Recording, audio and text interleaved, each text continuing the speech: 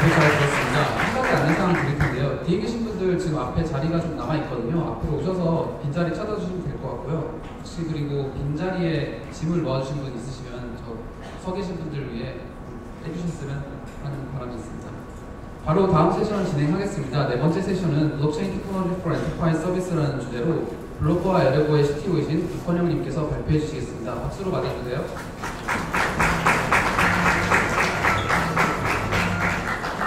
안녕하세요 여러분. 네, 굉장히 오랜 기간 동안 수업이라고 해야 되나요? 굉장히 힘든 걸 들으시느라고 고생이 많으신데요.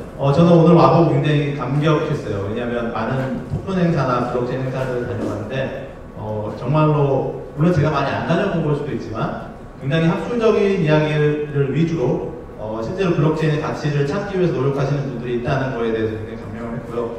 한 가지 아쉬운 점은 이 훌륭한 행사가 이제 디사이퍼라는 그 서울대 출신들이 이제 만들었다는 점에서 좀 아쉬운 점이 있어요. 왜냐면 저는 카이스트 출신이라서 저희 모교에 가서 저도 똑같은 걸 한번 만들어 보자고 한번 이야기해 볼 생각입니다. 시간이 많이 지체가 됐기 때문에 오늘 좀 짧게 넘겨가면서 할게요. 사실 제가 욕심이 좀 과해서 준비는 좀 많이 했지만 예를 들어 저희 마케팅 팀은 저희 회사 소개를 좀 해달라고 막 그랬는데 그런 거는 좀 안 됐지만 스킵하도록 하겠습니다.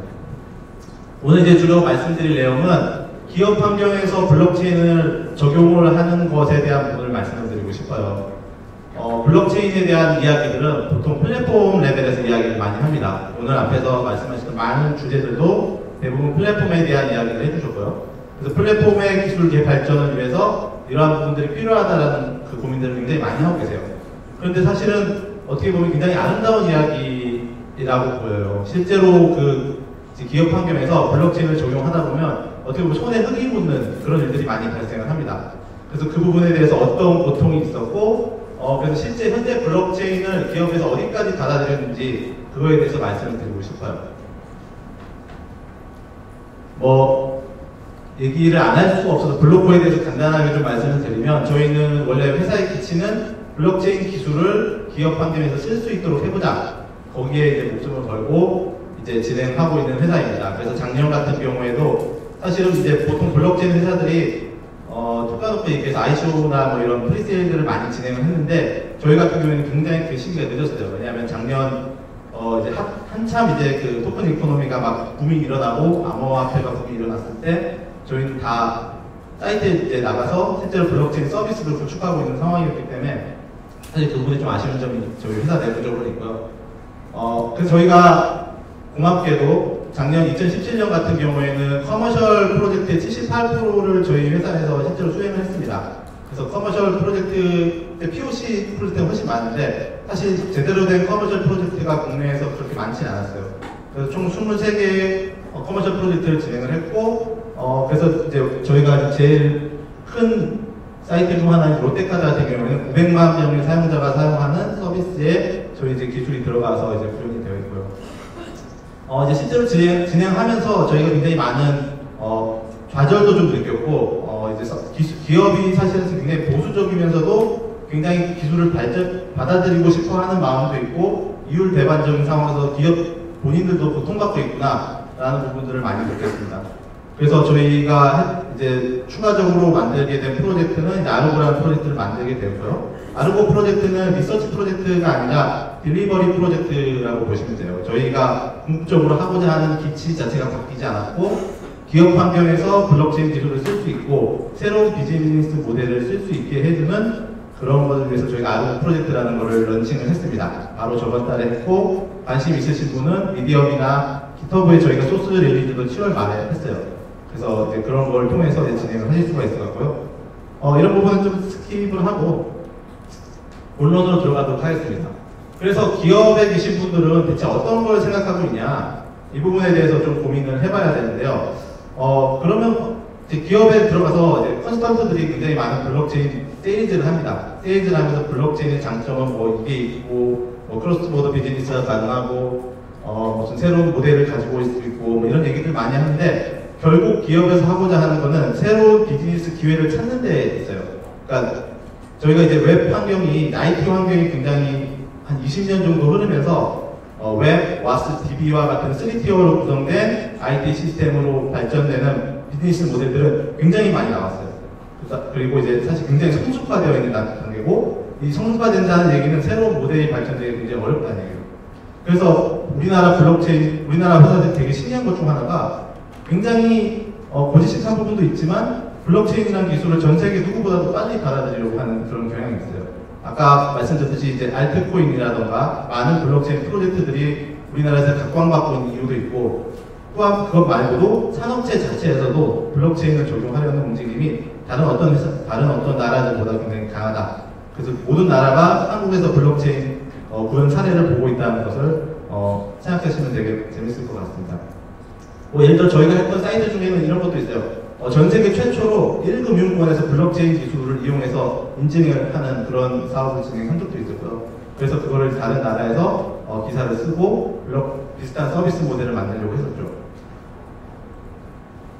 그래서 이제 새로운 비즈니스 모델이라는 하나의 내용은 나왔는데, 사실 이제 필요한 블록체인 영역에 있는 사람들과 이제 실제 기업에 있는 사람들과 생각하는 바가 많이 달라요. 이 부분에 대한 괴리가 발생을 했고, 그래서 EOS 같은 경우도 EOS의 그 CEO 분이 있죠. 그분이 이제 발표하신 걸 한번 들어봤는데, 실제 이 갭을 메꾸기 위해서는 블록체인 기술 자체에 대한 희생이 필요하다. 그래서 이 DPoS 같은 약간 분권화를 포기하면서 이제 성능을 받아들일 수 있는 그런 프로토콜을 채용했다. 이런 이야기 들은 적이 있고, 그 부분에 대해서 굉장히 저도 공감하는 바가 많이 있어요. 블록체인 에어리에 계신 분들은 프로토콜에 대한 논의를 합니다. 이 기술이 어떻고, 프로토콜이 어떻고, 분권화가 일어날 것이고, 이런 부분에 대한 이야기를 하는데, 사실 이 블록체인을 써서 실제로 이제 서비스를 만드는 기업은 프로토콜에 대한 생각을 하지 않아요. 네트워크에 대한 생각을 하는 게 아니라, 그래서 내 서비스가 어떤 걸 할 수 있는데, 라는 걸 이제 물어보시는 거죠. 그래서 보통 이제 가장 쉽게 블록체인을 적용할 때 이야기하는 게 분산 원장으로서 가치가 있지 않느냐, 그런 이야기를 많이 했어요. 그래서 2016년 이럴 때 같은 경우에는 분산 원장 같은 개념으로 블록체인을 적용하는 그런 케이스들이 많이 나왔고요. 보통 이제 프라이빗 체인, 퍼미션 체인으로 이제 구현이 된 거죠. 그 다음에 이제 관심 있어 하시는 분들은 이제 미들맨을 없애는 부분. 우리가 이제 카드를 긁게 되면, 우리가 실제, 저도 옛날에 잘 몰랐는데, 카드를 긁게 되면 그 카드가 그 승인 정보가 카드사로 날아가는 게 아니라 가맹점에 저장됩니다. 그리고 이 저장된 정보를 벤사라고 하는 그 기업이 있어서 중간에서 정산을 합니다. 정산해서 일정산, 월정산 등을 수행해서 카드사로 넘어가게 되죠. 그래서 이제 벤사에 대한 비용이 있어서 기업에서 이제 카드 같은 경우에 생각하는 게 벤리스 페이먼트, 이런 시스템을 만들고 싶어 하는 욕구가 있죠. 그렇기 때문에 이 블록체인을 쓰는 것 자체는 좋은데, 그 외에도 내가 그건 좋아, 그건 좋은데 나는 이런 것까지는 만족해야 돼 라고 하는 어떤 필수 요구사항이 있습니다. 일단 첫 번째가 어드미니스트레이션의 부분이 있어요. 예를 들어 포인트 시스템을 가지고 블록체인을 구성을 해본다, 토큰 이코노미를 적용하고 해본다. 그렇게 됐을 때 이제 고객이 컴플레인을 하는 거죠. 내가 포인트를 안 썼는데 이게 썼어, 포인트가 없어졌어, 이런 컴플레인이 오면 일반적인 포인트를 관리하시는 M포인트나 SKP, 플래넷 같은 이제 OK 캐시백 이런 쪽에 계시는 분들은 그런 거를 그냥 재발급을 해주는 형태로 이제 운영을 합니다. 왜냐하면 거기에 이제 소송을 걸고 누가 올리니 틀리니 CCTV를 가리고 이런 부분을 하는 것 자체가 굉장히 그 서비스적으로 서비스 질을 떨어뜨리는 역할을 하기 때문이죠. 두 번째는 이제 법적으로 이게 합법하냐 이런 요구사항들이 많이 있어요. 글로벌 법은 GDPR 같은 정보보안법이 나오기 시작했고, 그 다음에 로컬도 개인정보보호법, 정보통신법 같은 많은 이제 법적 조항들이 있습니다. 이런 부분은 이제 블록체인에서 어떻게 적용할 건지에 대해서도 굉장히 난색을 표하는 부분들이 많이 있어요. 그 다음에 제일 중요한 것 중 하나는 서비스의 품질입니다. 퍼블릭 체인을 적용할 수 없는 가장 큰 이유 중 하나인데요. 내가 퍼블릭 체인에 서비스를 올렸을 때 그 퀄리티를 누가 보장을 해줄 거냐라는 거죠. 예를 들어 어떤 특정 서비스를 이더리움 체인과 연동을 했다고 쳐보세요. 그런데 그때 크립토 키트 같은 게 나옵니다. 그러면 또 이제 작년과 같은 SNP와 같은 ICO들이 탁 터지면 네트워크가 순간적으로 마비가 됩니다. 며칠씩 마비가 되기도 하죠. 그런 경우에 이제 퀄리티 오브 서비스를 저희가 지켜줄 수 없기 때문에 기업이 퍼블릭 체인을 굉장히 꺼려하는 그런 부분이 있다고 보시면 될 것 같습니다. 이제 블록체인 컨셉들에 대해서 고객들한테 얘기를 해보면, 예를 들어 이런 얘기를 해요. 분고나, 네트워크의 분고나가 과연 좋냐. 그거 좋은 건 알겠어. 근데 내가 만드는 서비스에 어떤 가치를 주냐. 여기에 대한 답을 해주지 않으면 사실은 분고나 자체는 기업 환경에서 전혀 쓸모가 없는 컨셉이라고 볼 수 있는 거예요. 그 다음에, 일단, 이제 되돌릴 수 없는 거, irreversible, 이런 특징은 필요하냐. 이런 특징은 굉장히 좋아하십니다. 특히 이제 보험업계 같은 경우에는 사용자가 내가 보험을 계약을 하는 순간부터 이걸 이제 내가 했나 안 했나를 가지고 시시비비를 가리는 것들이 되게 많아요. 그래서 보험업계 같은 경우에 블록체인을 적용해서 이제 이런 특성을 사용하는 경우도 있고요. 그다음 검열 저항성 같은 경우는 오히려 좀 반대하는 편이죠. 기업에서는 오히려 검열을 해야 되는데 해커가 발생한다던가 아니면 뭔가 잘못된 내용이 올라왔을 때 이걸 고칠 수 있는 부분이 필요한데 이런 부분을 할 수 없으면 내 서비스에 문제가 생긴다 이런 생각을 하시는 분도 있고, 그 다음에 재밌는 것 중 하나가 오늘 말씀드리고 싶은 주제 중 하나인데, 토큰 이코노미에 대해서 작년 초까지만 해도 아무런 요구사항이 없었어요. 여기서 어떤 매력도 느끼지 못했는데, 최근 들어서는 토큰 이코노미에 굉장히 관심을 많이 가지고 있습니다. 가장 유명한 것 중 하나, 노원코인, 서울에서 하는 서울코인, 또 각 지방코인이라고 하는데요. 지방화폐를 발행하고 이것과 어떻게 연동할 거냐, 이런 부분에 대해서 굉장히 관심을 많이 가지고 계시고요. 그 다음에 이제 여러분이 아시는 골지의 그 포인트 회사들도 마찬가지로 이러한 부분에 굉장히 토크나이즈 하는 움직임을 많이 가져가고 있습니다. 인센티브 시스템 같은 경우에는 두 가지가 있겠죠. 네트워크를 유지하기 위해 인센티브 시스템을 쓰는 것과 또는 서비스 자체에서 이제 사용자에게 인센티브를 줌으로써 서비스의 가치를 올리는 BM적인 부분인데, BM적인 부분에 있어서 굉장히 관심을 가지지만 네트워크 인센티브 시스템 같은 경우에는 크게 관심을 가지고 있지 않은 상황입니다. 그래서 아직까지도 이제 블록체인의 적용 단계를 보면 최종적으로 우리가 원하는 것은 마켓에 의한 매스 어댑션을 하는 부분에 있습니다. 이게 실제로 이제 기술적으로 증명이 돼서 기업들이 사용하지 않으면 다시 돌아가는 거죠. 처음으로 돌아가서 새로운 프로젝트를 잡고 또 투자하고 또 그게 암호화폐에서 거래소는 되고, 그 다음에 초기 어댑터에서 잠깐 써보다가 다시 실패해서 다시 돌아가고, 이게 계속 반복되고 있는 상황이고, 실제 아직 매스 마켓 어댑터까지는 가지 못한 상황입니다. 다행히 요즘 좀 기업 환경에서 재밌는 부분 중 하나가 토큰 이코노미가 실제로 새로운 비즈니스 모델을 아주 만들 수 있다, 이런 부분에 대한 깨달음을 좀 얻으시는 분들이 많아요. 그래서 이런 부분에 대해서 매스 어댑션을 할 수 있는 기회들이 최근 들어 계속 나오고 있다는 점이 좀 위안이 되는 부분이라고 보실 수 있습니다. 이런 부분은 좀 스킵을 하고요. 당연히 기술적으로 한계도 있고, 마켓에서 이제 정부에 의해서 블록체인을 받아들이지 못하는 경우, 그 다음에 화폐가 연동됐을 경우에 화폐 가치의 변동이 서비스를 만드시고 기획하시는 분한테 되게 부담이 되는 부분, 이런 부분들도 존재를 합니다. 그러면 지금부터는 저희 회사가 실제로 고객사에서 구현했던 것 중에 이제 각 사례별로, 그러니까 페이지를 1, 2, 3, 4단계로 나눠서 어떻게 블록체인을 적용하면서 발전을 해왔는지에 대해서 좀 말씀을 드리려고 합니다. 페이지 1은 이제 블록체인을 분산 원장으로 쓰는 케이스입니다. 실제로 대부분이 분산 원장으로 구현이 되어 있고요. 국내에 있는 많은 블록체인 서비스나 POC들이 분산 원장으로 쓴다는 것은 이제 서로 떨어져 있는 노드들 간에 데이터를 공유하는 그런 용도로 쓰는 거겠죠.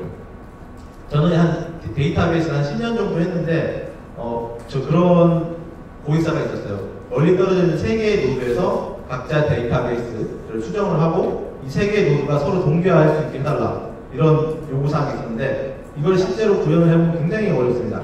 왜냐하면 RDB 자체를 동기화할 수 있는 기술도 필요하고, 그 다음에 동기화 간에 무한루트가 도는 문제도 해결해야 되고, 그 다음에 어떤 게 선택받아야 될 건지에 대한 룰도 필요하고, 예를 들어 오라클로 하는 오라클과 골든게이트 6개의 조합을 통해서 할 수 있겠죠. 오라클 생각.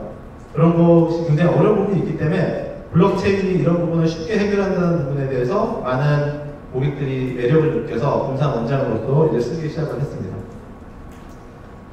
일단 제 첫 번째 사이트는 이제 롯데카드에서 저희가 블록체인을 적용한 사례인데요.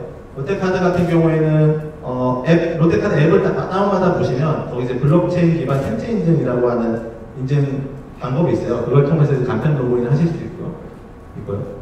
구성 자체는 다음과 같이 생겼습니다. 기본적으로 저희가 보여드리는 현재 구조들은 대부분 퍼미션드 프라이빗 체인으로 구성된 케이스를 말씀을 드리고 있습니다.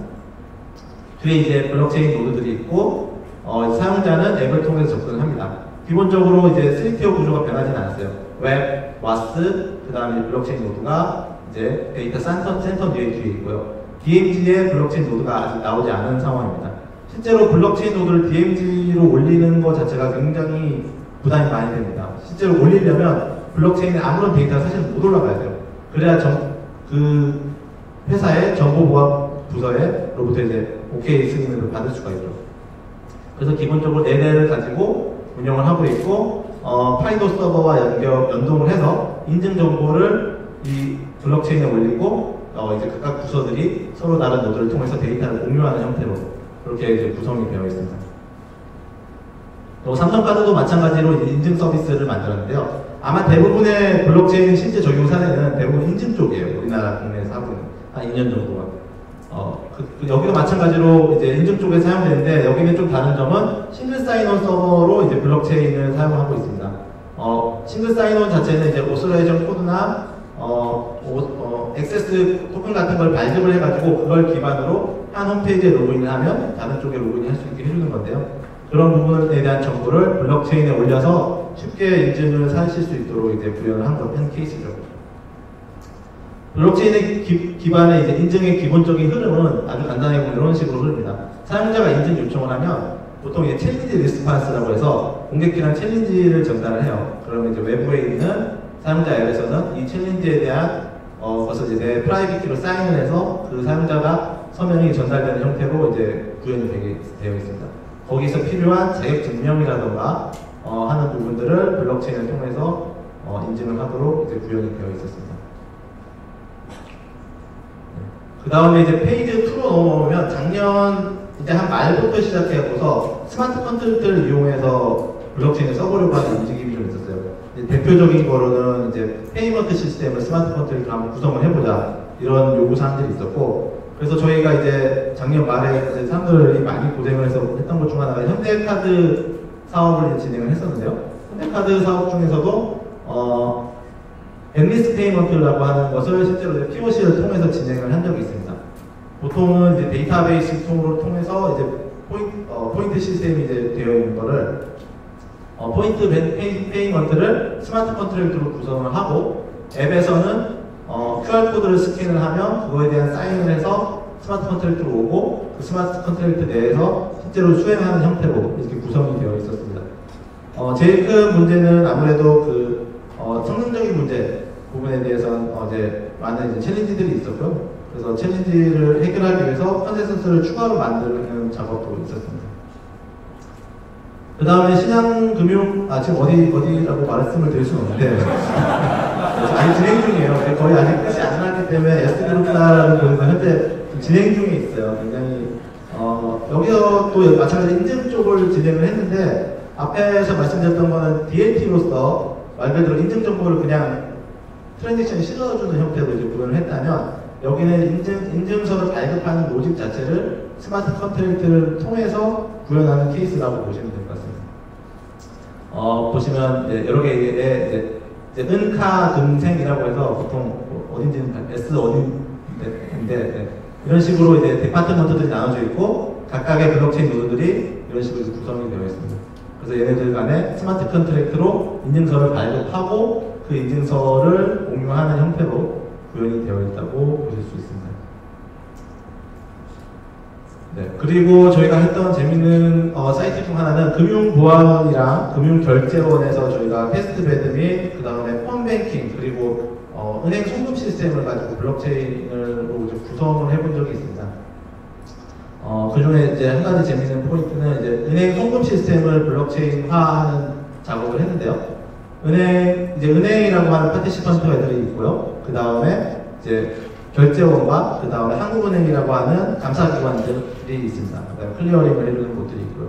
기존에는 어떤 식으로 돌아가면 은행이 송금을 하면 은행이 메시지를 결제원으로 보냅니다. 결제원에서 타겟은행으로 보내고 타겟은행에서 DB 처리를 한 후에 결제원으로 보내고 다시 A은행으로 원본 A은행으로 돌아가는 거예요.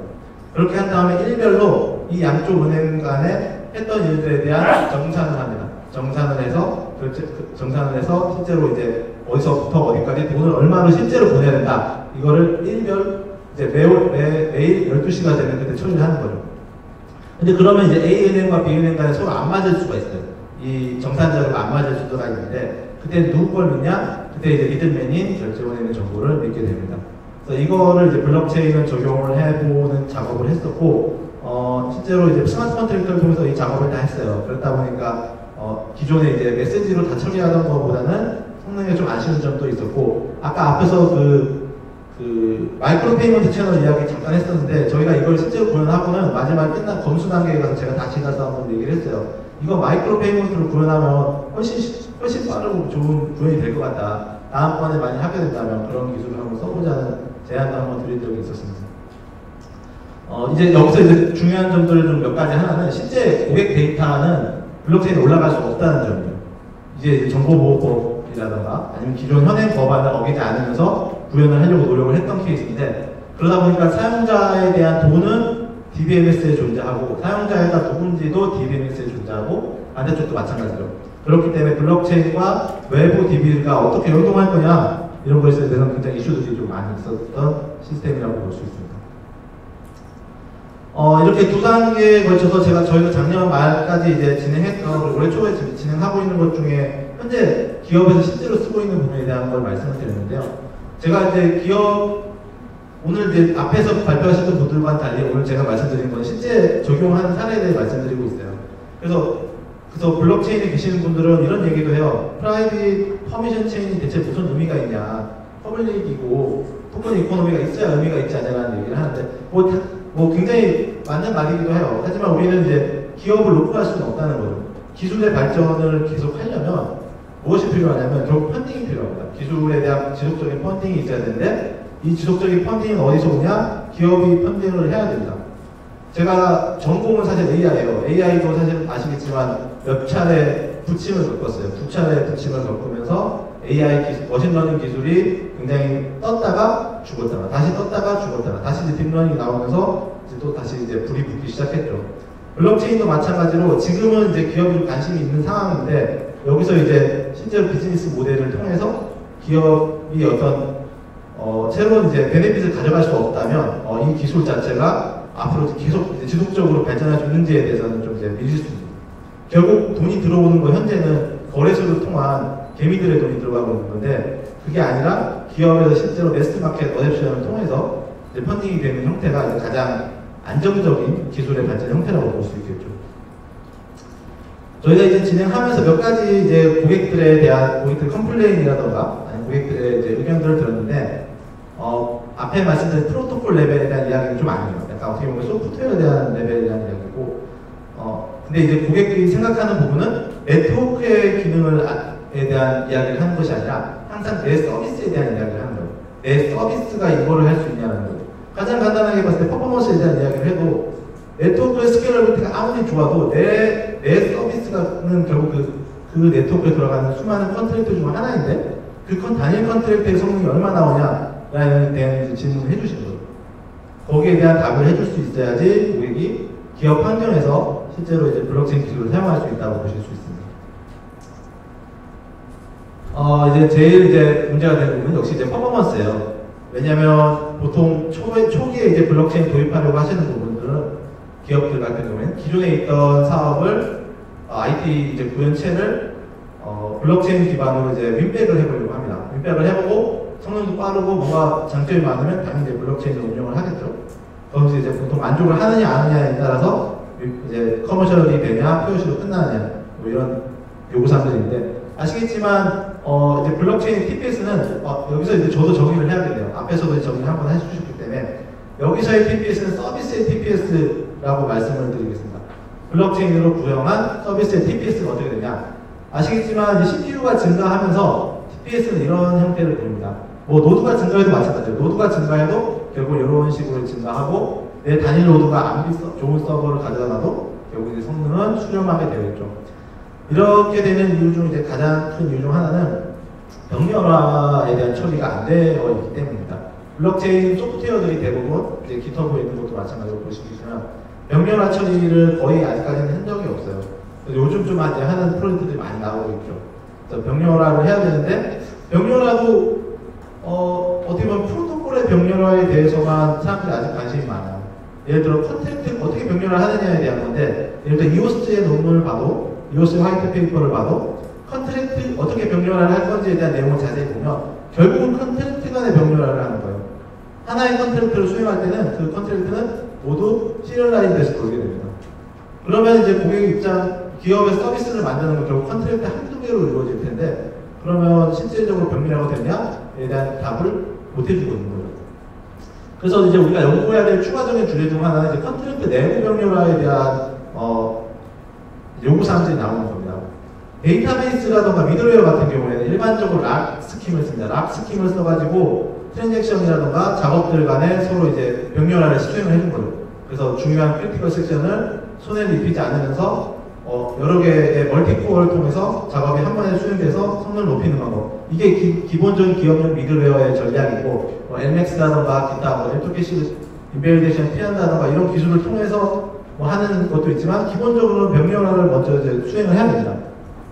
그래서 컨트랙트에서 이제 저희 같은 경우에 이제 저희 프로젝트 중에 이제 하나, 리서치 주제 중 하나는 컨트랙트 내에서의 병렬을 어떻게 하느냐. 이거는 컨트랙트에서 접근하는 자원에 대한 정적 분석을 통하고, 정적 분석을 하고, 이거에 대한 디펜던시 트리를 그림으로써 병렬화를 수행할 수 있다라는 부분을 저희가 이제 제안을 하려고 하고 연구 중에 있고요. 아마 이런 식으로 컨트랙트 하나의 서비스에 대한 성능을 병렬화해서 높이는 부분에 대한 고민도 이제 필요할 것으로 생각이 됩니다. 그 다음에 이제 중요한 것은 프라이버시인데요. 기업 환경에서 민감한 정보에 대한 처리가 필요해요. 내 걸 어떻게 올리냐. 사실 사람들이 많이 관심 있는 부분 중 하나고, 얼마 전에는 비탈릭 부테린이 그 국회에 가서 그런 질문을 한 것도 있었죠. 이런 거요. 저희 의원 쪽이었나요? 의원들 계신 분이었나? 정부 쪽에서 물어봤는데, 개인정보는 민감한데 블록체인에 올리면 어떻게 해야 되나요? 라고 물어봤더니, 비탈릭이 했던 말이 그냥 올리지 마시고 란스 만들라고 해싱해갖고 올리세요 라고 이야기를 했죠. 마찬가지로 이러한 거에 대한 고민도 필요합니다. 첫 번째는 어플리케이션 랩에서 암호화를 하고 이거에 대한 키 관리를 잘 하는 부분, 방법이 있을 거고, 또 하나 아까 말한 대로 해싱하는 방법이 있을 거예요.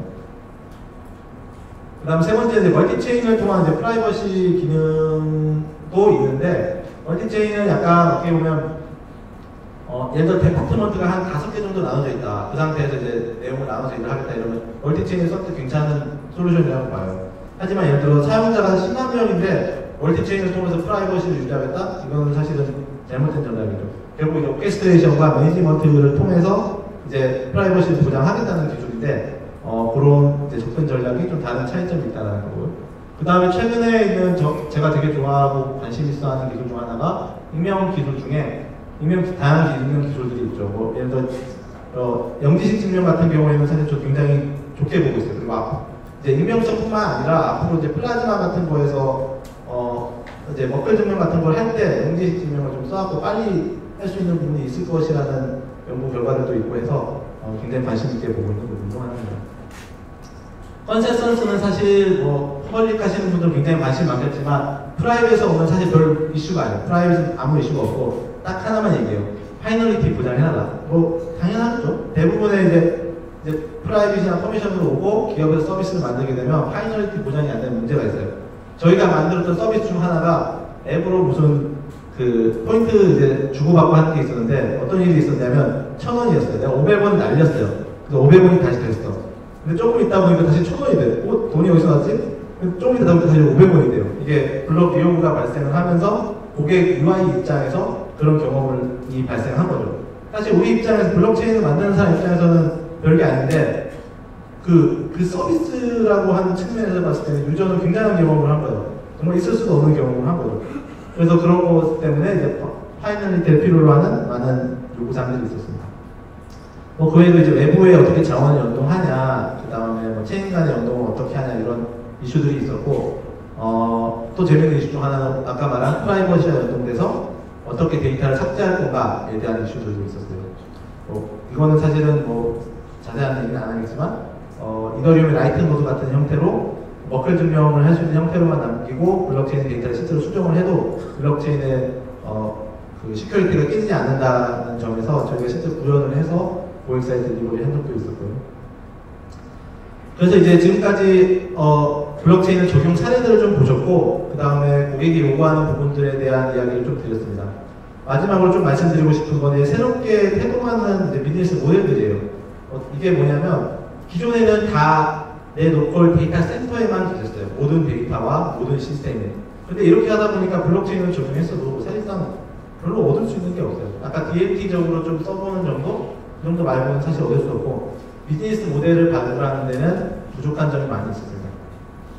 그래서 저희가 이제 특히 이제 최근에 움직임 중 하나가 기업이 가지고 있는 에셋들, 포인트, 리얼 에스테이트 이런 것들이 토커나이즈 되면서 올라오려고 하는 움직임이 계속 나오고 있어요. 그래서 이것을 하는 방법에 대해서 저희가 실제로 이제 고객에게 딜리버리 하는 비즈니스 모델들은 다음과 같습니다. 여기 저희 프로젝트 이름이 써있지만 그냥 무시하시면 될 것 같고요. 쉽게 말하면 사이드 체인을 통한 전략을 이야기 드리는 거예요. 레이어 2 스케일링을 적용하는 것은 기업 환경에서 굉장히 받아들이기가 편한 기술이라고 보시면 돼요.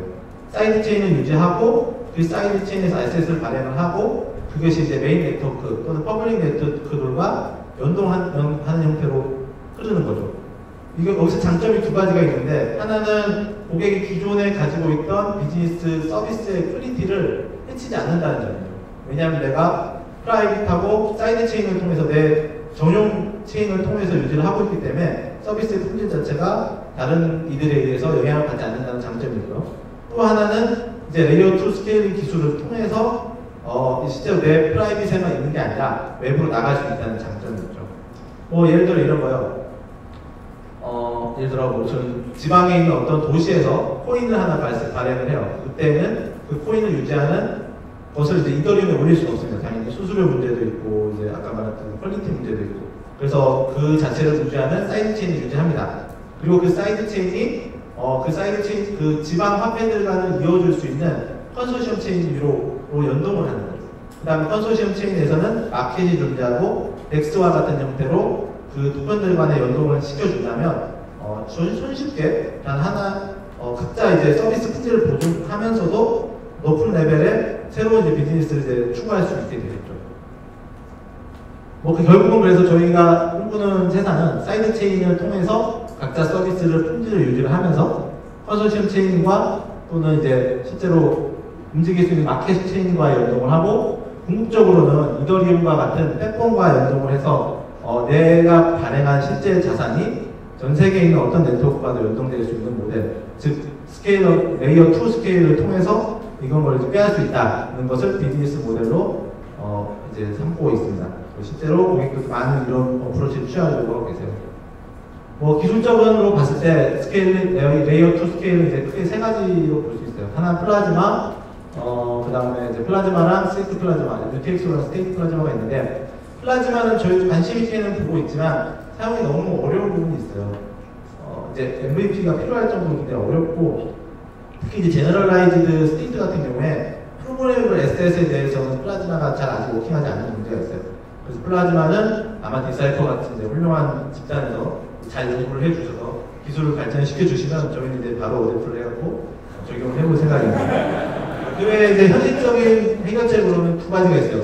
하나는 트레이 패킹, 코스모스나 루트스탁에서 쓰고 있는 사이드 체인 기술인데, 이게 트레이 패킹의 단점, 플라즈마의 단점은 트레이 패킹은 사이드 체인을 좀 믿어야 된다는 단점이 있어요.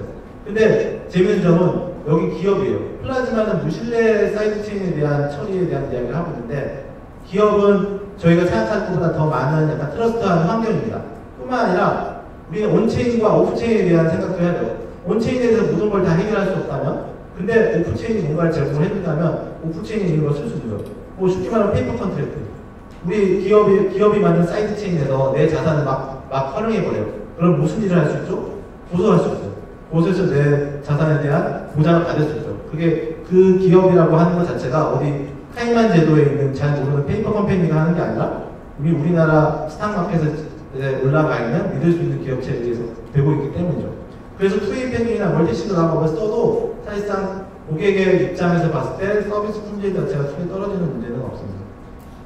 가장 쉬운 건 이제 멀티시드 락업으로 실제로 고객 그 기업체에서 발행하고 회수하고 문제가 생기면 그거에 대한 처리를 해주고 이런 방식으로 처리를 할 수가 있겠죠. 네, 뭐 이거는 이제 좀 쉽게 개발하는 게 필요한 거고요. 결국은 우리가 해야 되는 거는 이제 얼리 어댑터 단계를 넘어설 때가 됐어요. 이미 너무 많은 시간이 흘렀고 블록체인 기술이 4년 이상 이제 흘렀고 이제 막 엄청난 프로젝트들이 계속 나오고 있는데 이제는 이제 매스 마켓을 이제로 가야 되고 이제 우리가 그것을 도와주려고 하는 노력이 필요하다는 점 그것을 이제 말씀을 드리면서 말을 마치도록 하겠습니다. 감사합니다. 발표 잘 들었습니다. 플라즈마는 저희가 꼭 개발할 테니까 비싸게 사주시면 될 것 같습니다.